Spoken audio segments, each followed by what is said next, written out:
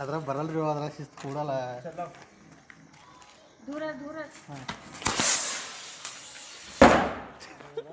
ನಾನು ಅದು ಯಾರು ಇಟ್ಟಿದ್ದದು ನಾನು ಹೇಳಲಿಲ್ವ ಬೇಡ ಅಂತ.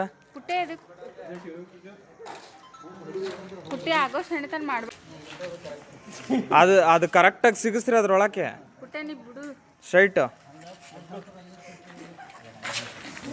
ಏ ಸೈಕಲ್ ಮೇಲೆ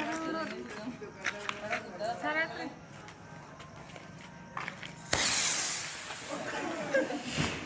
ಪುಟ್ಟ ನೀನು ಯಾಕೋ ಭಾಳ ಎಡವಟ್ಟು ಮಾಡ್ತಿದ್ಯೋ.